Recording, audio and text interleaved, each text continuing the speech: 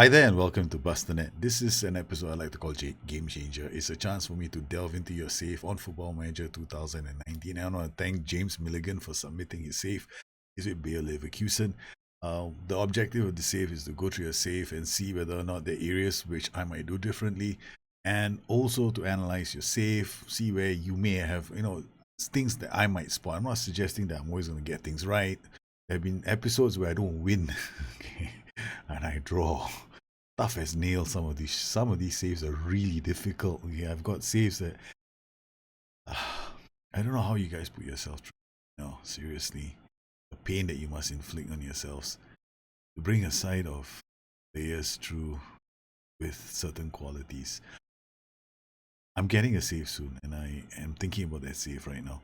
But never mind, back to this save. This is a different save. This isn't a Bundesliga. Bayer04, very good side. They're fourth on the table, 4 defeats so far. And when I looked at the schedule, I saw, hey, lots of nice tactics. You got 4-2-3-1, you got 4-1-4-1. And then I looked at their tactics and I went, holy cow, you've got my tactic, Mane's Revenge, which I use with Liverpool. I think there's a slight change to this tactic. It doesn't really look like Mane's Revenge, but yeah, it can still be, because the Mane's Revenge tactics actually doesn't have all the. I know I don't use focus play, so it's been modified heavily. Okay, so it's definitely very heavily modified. So I'm like going, this does not look like my tactic at all. All right, so this is not Mane's Revenge. It's some other tactic, and it's got stuff I would never put in, like focus play down the left, overlap right. This is like saying, hey man, let's do more stuff on the left flank, and I'm going, okay. Right, so let's take a look at some of your results with your 4-2, because I do believe the 4-2-3-1 is a very strong tactic. Okay, so first up, let's go to Borussia Dortmund. So you played this match against Borussia Dortmund. 7 didn't really have very good possession numbers. So I went to look at your team. So you got your team. Bayer is on this side. So the first thing I want to check out, which in a 4-2-3-1, there's only 2 positions I zoom in on. I zoom in on this position. This is your box-to-box midfielder. Notice something about this box-to-box midfielder. What do you think is missing in this box-to-box midfielder? It's a 2-man midfield. Both of them need to tackle. Both of them need to work hard. His positioning might be 12. His tackling is only 9. His acceleration is good. He might be able to come in and work on certain areas of the game. He's a youngster that should be brought into the first team. He's not a youngster that should be allowed to play in big matches. So it's going to cost you, because your midfield is going to be very porous in his presence. And you need to actually find a player who's got positioning, tackling. When I use this with Liverpool are lucky because they've got literally 5 players that you can pick. They've got one player in the reserves. Then they've got Gini Wijnaldum, Milner, Henderson, and Fabinho. So they've got 5 players that can rotate 3 roles. So it's not an issue for that team. And that team, all the players have passing vision. All the players have acceleration, work rate, decisions. They can tackle, they can pass. So it's really suited for that system. So when I thought, okay, maybe it's just one off, right? So I thought to myself, yeah, this is a one off. Probably he only used it once. Then I went to look at Schalke. 4-2-3-1 wide again. And then I was looking out for, okay, is he playing again? Schumann is playing again. Okay. Then I went to look for Dynamo Dresden. You should be beating Dynamo Dresden. Yes, you were hammering them. And Robin is playing again. But this time we got one strange backline here. And Robin is once again deciding that he is, you've decided to put him in. Olympic Lyon, 2-3 defeat in the Champions League group stages. This is a tactic that you should have destroyed with a 4-2-3-1. And then you brought in Leon Goretzka. Now Goretzka is not too bad, but in a 4-2-3-1, his acceleration is really slow, because you still need the player to get down the flanks, do something. Otherwise, somebody's got to give him an assist in midfield to make his job easier. On top of that, you gotta look at his aggression. The moment you see aggression, you check coach reports out.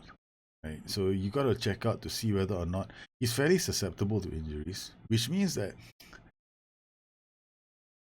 his bravery attribute is going to be very important. He's the 15. He takes a knock here, takes a knock there. He might be gone. Okay, fine. We can play him for a few matches. Ideally, I'm not too sure.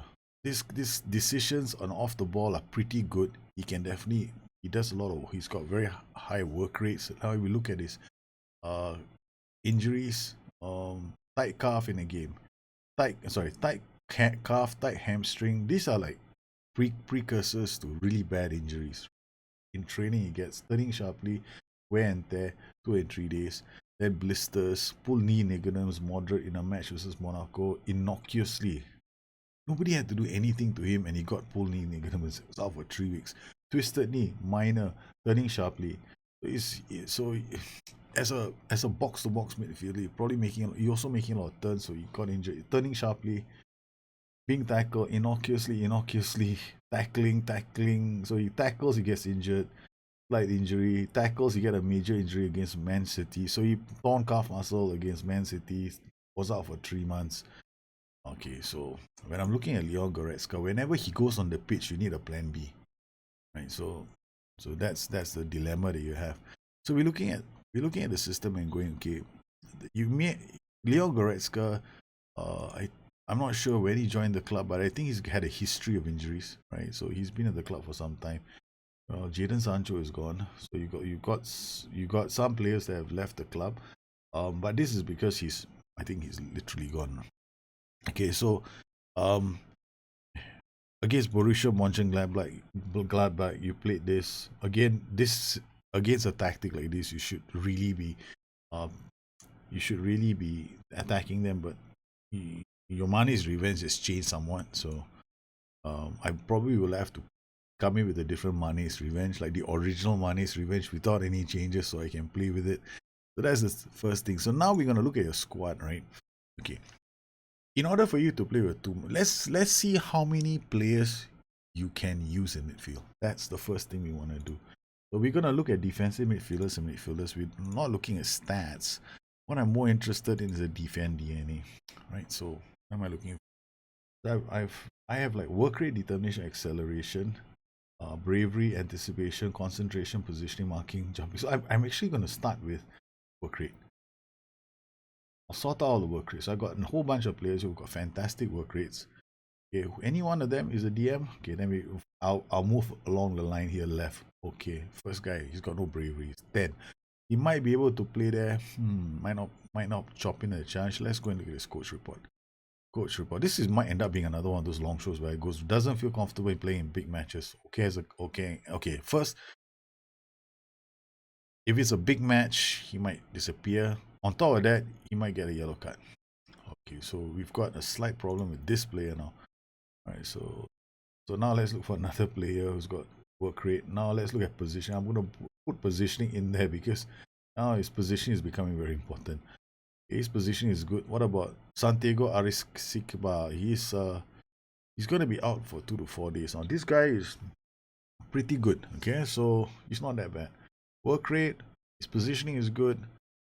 His acceleration is not bad. His jumping is horrendous, but never mind. We just want him for his tackling, not necessarily his OTB, because we want to see what choices we have. This guy can play in a playmaker's role or a Carrillo, a hold-up role, maybe even a box-to-box midfielder. But, OTB is a bit low for box-to-box, but still, we can work with this. His only issue is his high aggression. And we work down, I go down the list as we drop out of the major. Then we got Jason Solent. Passing is horrendous. Okay.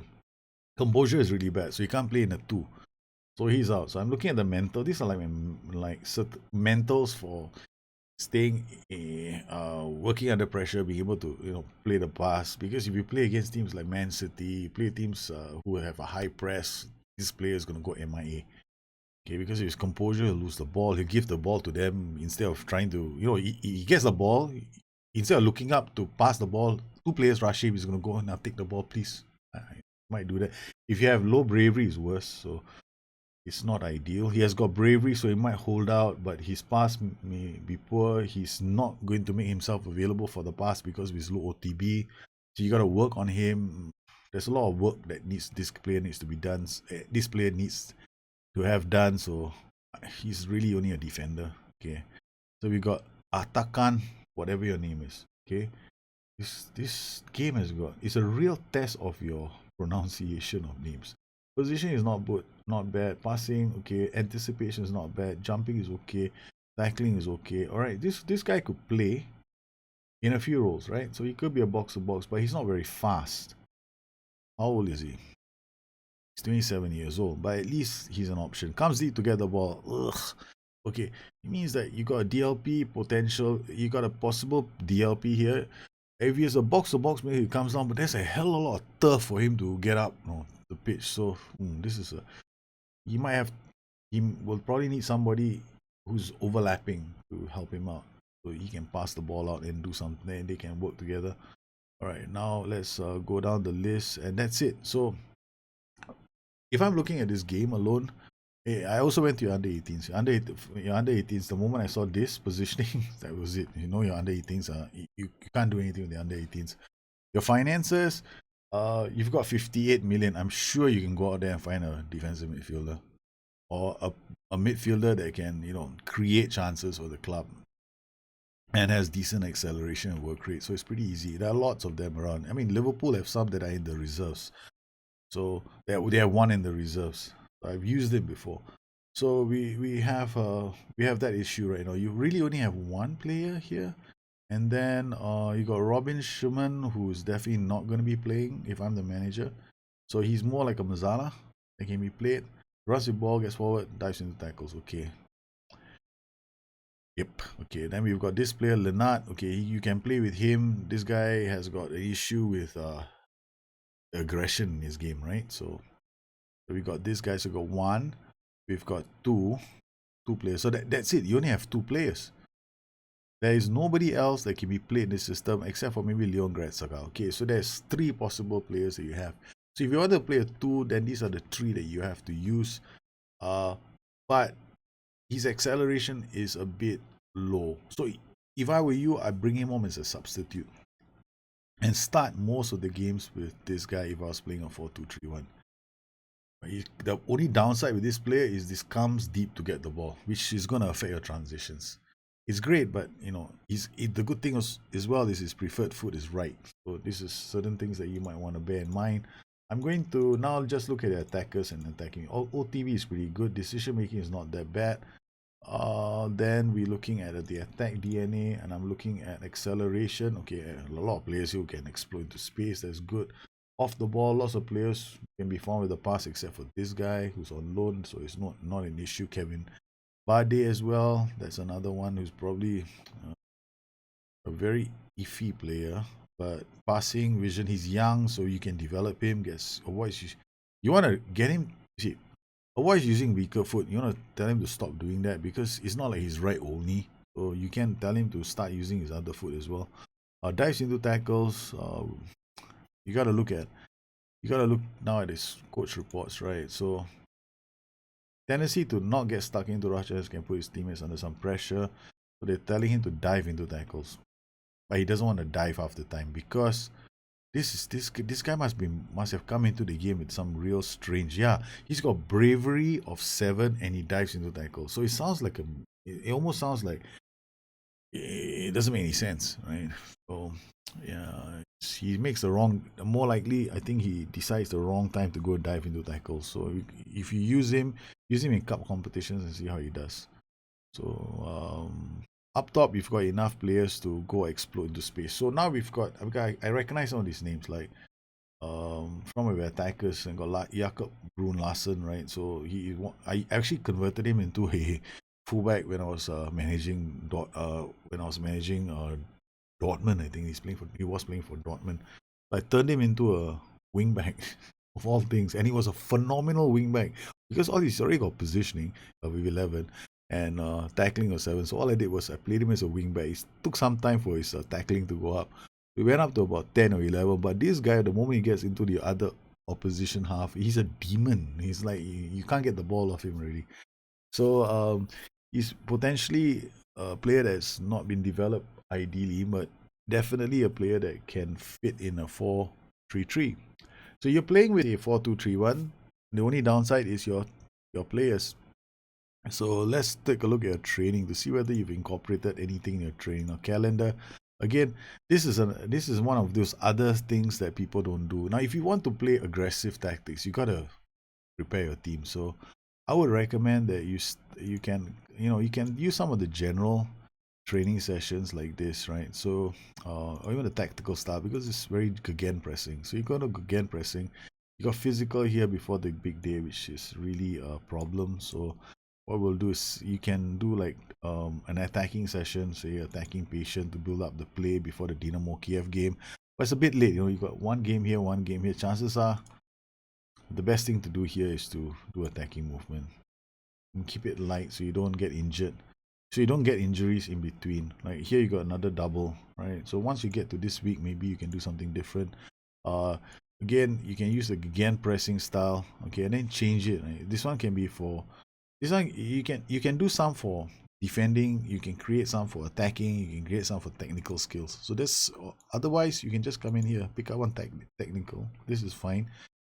Physical outfield, we want to do again, right? So if I want to do again, I will choose endurance because this improves work rate. So this is in ground defense. We can do defending engage, this marking, tackling, aggression, anticipation, decisions, positioning. It will improve your sights, pressing intensity as well for tactical familiarity. So you can create an entire technical one for your team to work on technical skills in your side. So chance creation is all your crossing, passing technique, and then ball distribution is passing. But we can change this, right? So you can change this to having a few chance creation this week. So you can go in there and create like chance creation because you want to work on crossing, passing, decisions, flat off the ball, and vision to improve the attacking side of the game. So this one you can call this training style attacking technicals, for example. So you can stick in a lot of attacking stuff. Possession is not important for this. What I would be more interested in is general tactical, because it's got anticipation, composure, decisions off the ball, positioning, teamwork, and vision. This is a killer training session. Okay, it's like almost mandatory that you should use this. Overall, take it out of the equation. You can do overall once a week, but generally not so close to match day. Right, so you got a match day here, you got rest here, so I probably put overall here and swap it with chance creation, max price. So you can add some more inside here, but you wanna do more with your training. So I've done a training video guide. I recommend you watch that. But a lot of people don't really take the time out to do training the way I think it should be done. Okay, so it's scouting. I'm just gonna check out your short list, whether you've been on the hunt for. Yes, you've not really been on the hunt, have you, for your MC position? Yeah, okay. You let's see whether you got any edit searches, whether you don't know, do you have any filters? I have. Wow, holy guacamole, what the hell? Did you download all these filters or did they come with the game and I just discovered this today? Yeah, these are all filters that you've gotten, right? So I don't know where you got these filters from. No. Okay, now this is a problem with filters.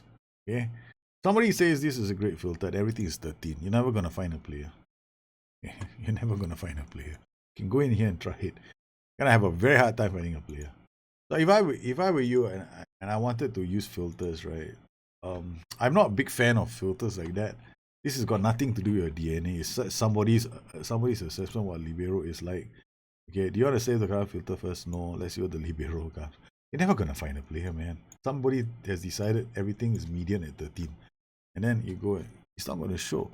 So what you should do is, yeah, this is useless.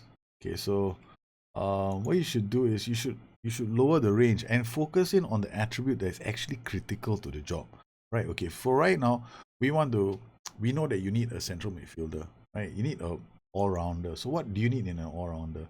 So let's just delete everything. Let's clear everything first. We don't want him to be too old. Okay, so we want him to be at least between, say, 15 to 27. That'll be fine. Scout recommendation should be at least a certain range, but never mind, I'll leave that now. Then we remove all these first. All these can go away. I thought I cleared it, but it's still there. Alright, so cleared it. So you go to age 25. And then what you can do is you can pick the attributes up. Okay, so go to advanced, and then I'll just add attributes from here. Okay, so Most important attribute I want is work rate. That's the first thing. Then you add other attributes. Okay, we can add a few attributes. You can come to quick now and then pick from here the attributes that we want. So I want work rate, positioning, decisions, determination, bravery, anticipation. We want a player to be able to play in midfield. So I'm wanting to have some natural fitness. We want acceleration. We want stamina. Okay. Then the technical skills, we just want him to have some passing and some tackling. Okay, now this sounds very complicated. So bring it down to 10. Alright, we brought it down to 10. Okay, this is your filter. Okay, so you got the filter down to 10. Right? So what's the first thing I wanted? Work rate. So you come in here and you just up the work rate first. And what this is going to do is it's going to filter out players that are be of a certain work rate of 12. So it's either 10 to 12, 12 to 14, or 10 or in the middle. You do this for the important attributes first, and then you work your way through it. This way, you're gonna get a result, and it's gonna be a lot more effective this way. So here, we've gone this way. I got determine. We don't determination, whatever it is. A higher number is good. So 12 is fine. Yeah. Now we got bravery of 10. Push bravery up to 11. Push natural fitness up to 11. Push acceleration up to 11. What have I done? What I've done is I prioritize the attributes that I need. Right? So by prioritizing the attributes that I need, instead of having some 13 number, which is probably not going to give you anybody, we got all these players. I'm going to go down to midfield. Okay, so this is in midfield.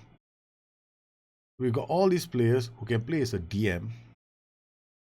And you got players like Manuel Londono, valued at 60 million. Okay, fine. Are these players, they're interested in the transfer? So you've done your scouts have actually got recommendations in. Igor Karagin from tries first time shots, likes to switch ball to other fans, 21-year-old. If I had money, I wouldn't hesitate.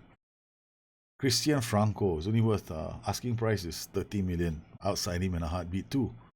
So there are players out there who you can sign. I mean, immediately just looking at this. And Jesus Gomez playing for Nuremberg. Okay.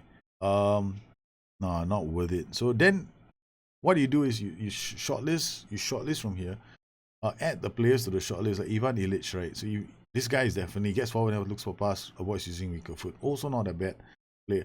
Worth 11.75. Anytime better than the lot that some of the players that you have. Yeah, and then we got Gilmar. I'm just picking some random players up now. I wouldn't pick him because he's off the ball, he's not good. But you see, you get what I'm trying to say. You get a better range now. And with this range, you can actually be a lot more effective at getting players into your club. And you got 56 million to spend. December, the January transfer window is coming.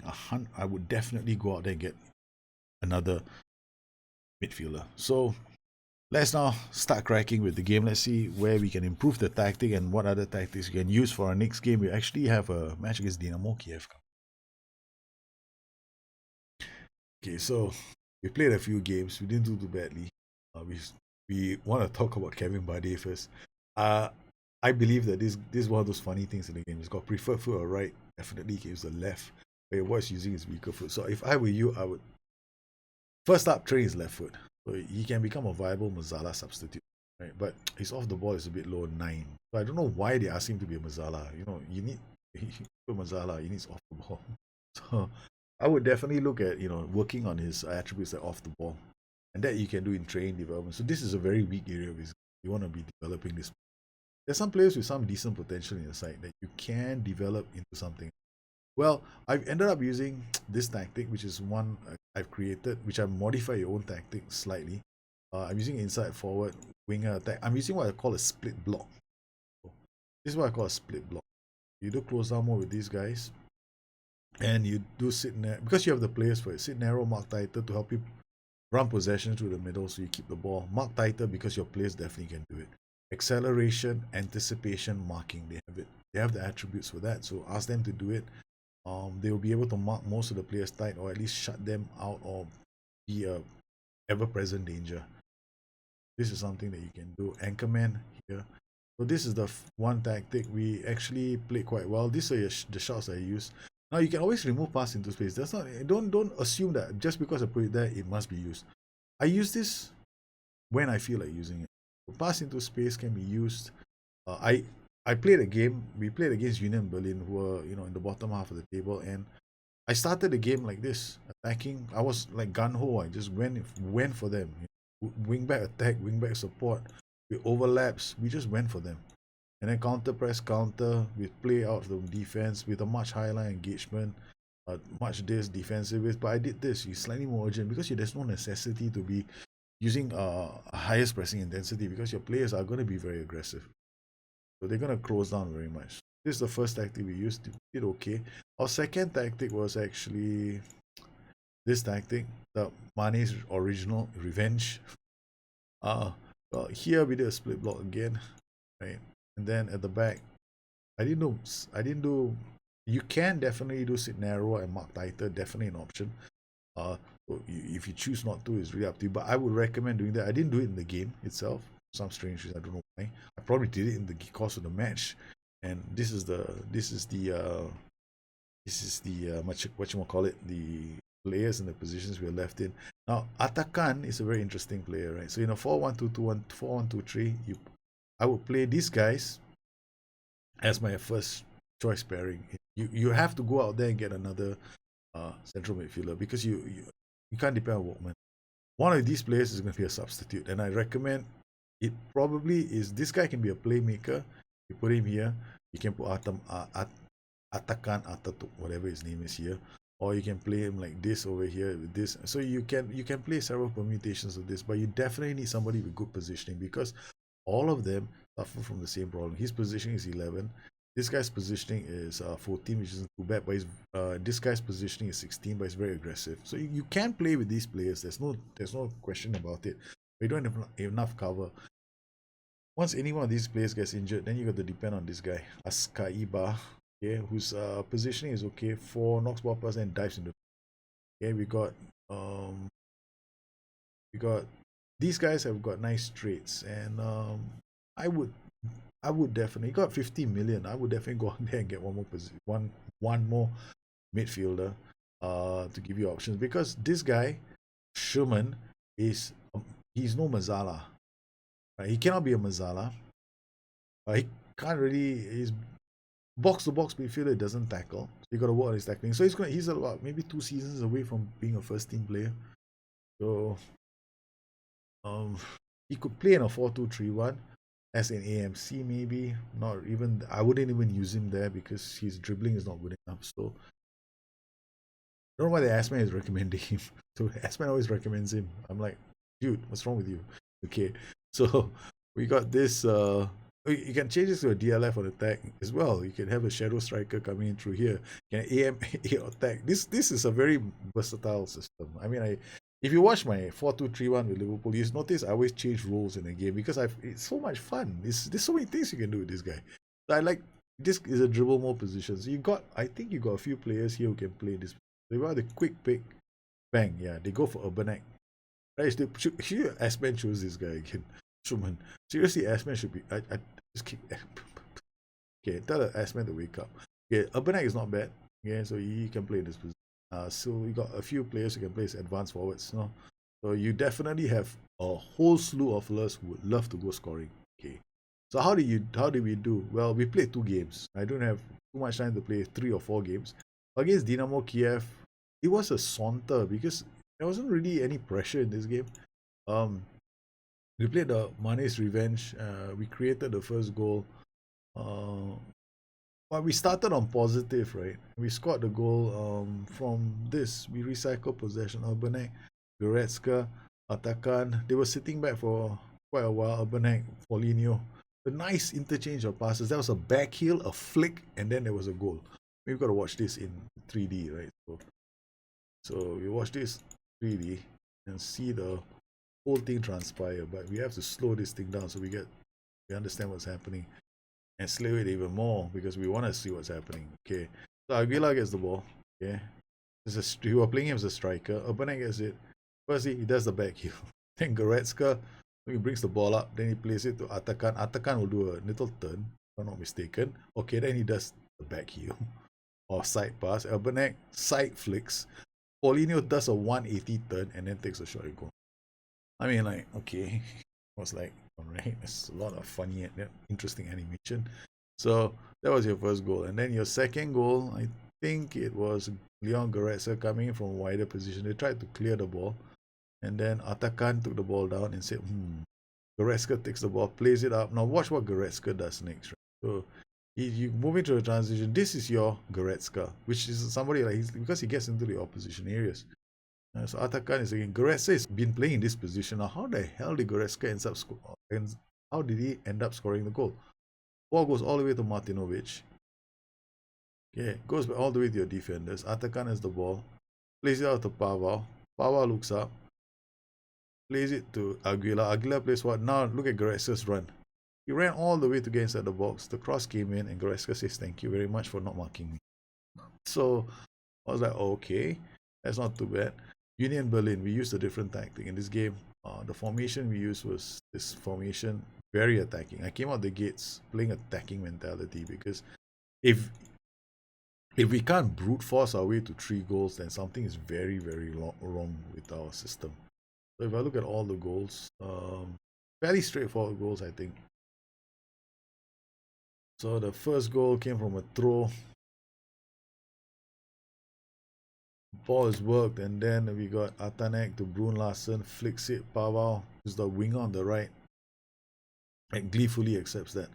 Paulinho, the wing back on attack from the other flank, comes in. Wolkman, because when you do the cross, sometimes we are playing very narrow, so sometimes they clear the ball right into the path of a player.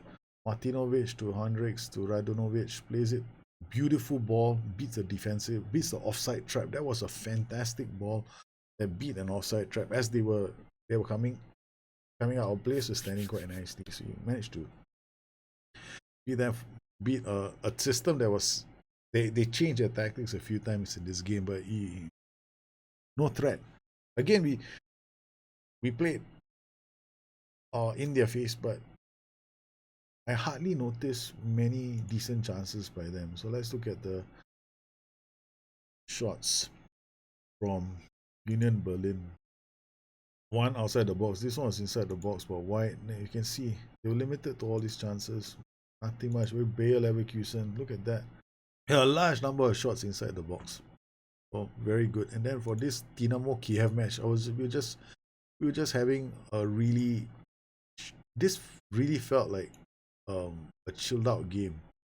If I look at the teams, I look at the shots, right? This is all your shots inside the box. So if I were to look shots on goal, okay, there we go. Only one shot was us. Yeah, Dinamo Kiev, this is the total number of shots they had in the game. But Bayer04 were this is what I like when I see a tactic, right? If you can generate shots from this area, something is right with it. So the original Mane's Revenge. Okay. We got Mane's Revenge here and the 4123 here, which isn't too dissimilar with the from the one that I'm using currently with Staley Bridge and with Liverpool.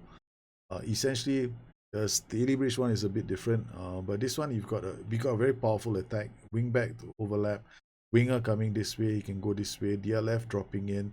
You got this winger, you got Paulinho, who's going to be a major goal scoring threat in this formation. And then he'll be a goal scoring threat in any formation actually. And here is being created specifically for Paulinho to be the goal getter, because the wing back on the right flank is coming on this way to drill crosses in. So if he crosses, if you play early cross, this is a very big goal scoring threat. So there's several ways to playing a 4-2-3-1, right? But once you understand the basics, right, this guy has to be able to tackle. I wouldn't use a box-to-box midfielder. So once again, I'd like to thank you for sending in your save. If you have any questions, please look me up on Twitter at Bustthenet or addicted2fm.com, my website. Once again, I want to thank all my patrons for the continued support of this channel. You made this kind of shows possible for the rest of the community. You guys take care. Have a good one. I'll see you again soon. Bye-bye.